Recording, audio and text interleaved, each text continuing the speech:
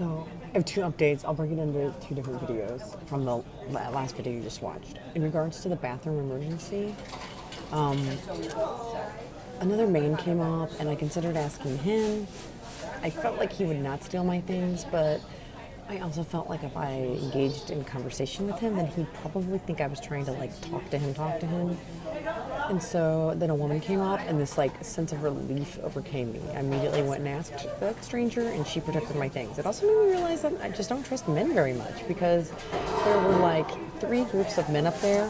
All appeared very trustworthy, probably trustworthy, not very. Let's just go with probably trustworthy. And I could have asked any of them, or just left my stuff with any of them, and nothing would have probably happened. But I did not actually feel safe until I saw another woman. Yeah, it speaks to a lot of stuff. So, good news, a woman came and I was able to use the restroom.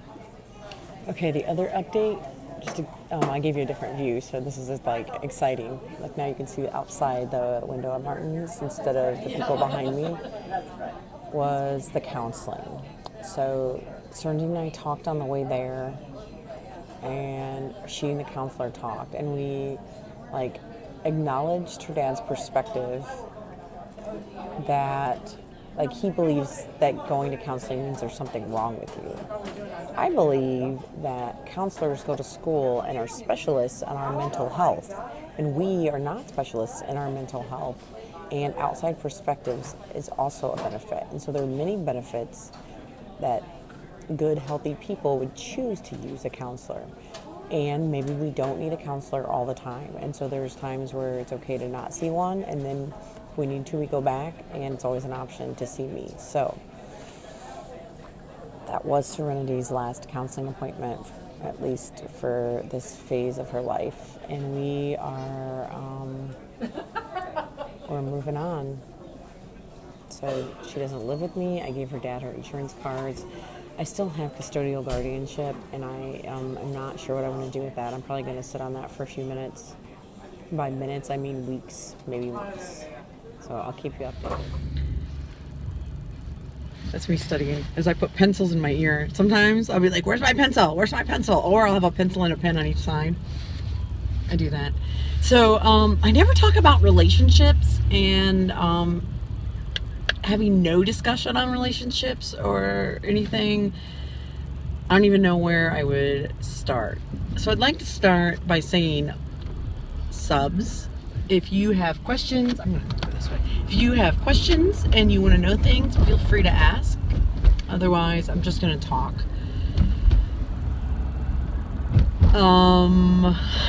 Yeah, I don't even know where to start. It's so overwhelming. Let's see.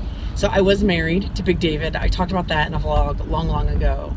And we pretty much lived apart since almost 2005. So I was married single until about 2012, I think is the date, married single. And then I've been dating for years. I like to make jokes that I'm an equal opportunity dater, that I date really diverse people from all sorts of different backgrounds, socioeconomic, race, education, life experiences, etc. There's parts of me I genuinely love people, and I'm curious, and so excuse me. Oh shoot! My water bottles fell out of my backpack. I set my backpack down in Martin's, and apparently I lost my water bottle. Damn it. I don't want to go back. Side note. I don't know. I go through different phases, I'd say, over the last 5 years of dating. There are times where I feel really sad and frustrated. I feel like I want to find someone that I can trust and respect, that genuinely loves me. They have their shit together enough that they're capable of a stable relationship and can love me and navigate the world with me, like a partner in stuff, like having someone to count on and rely on when I need help or whatever. Like, not paying all the bills myself. Like, holy shit, that would be fucking huge. When David was little, like having someone to help me with him would have been also huge. Now that he is older and so far, like, not, like, so far pretty amazing, I feel okay with that. I could use help with rides sometimes, but I don't need a man for that. I don't need a man. So it's more just like navigating like life, like day to day.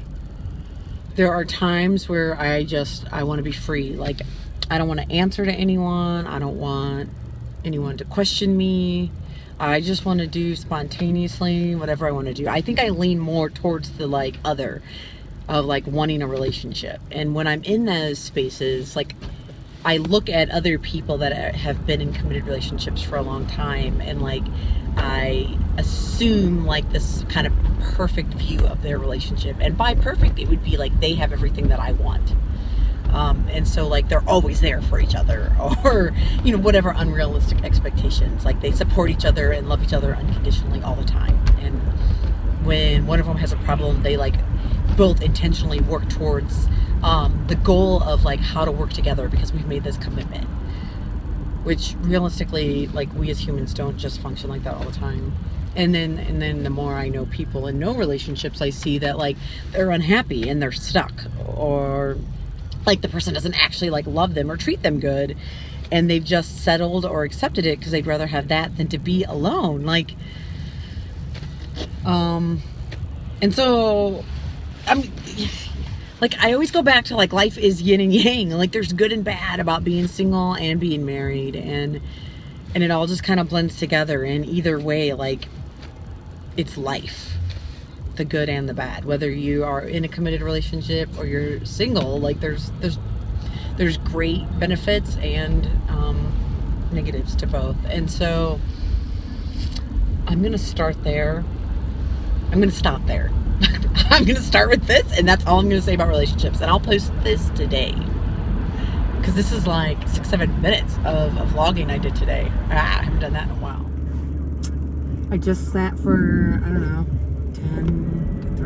4 or 5 hours at the grocery store doing my homework, and now I realize I need a change of scene to maintain more focus. So I'm on the road. Here is a little bit of Elkhart.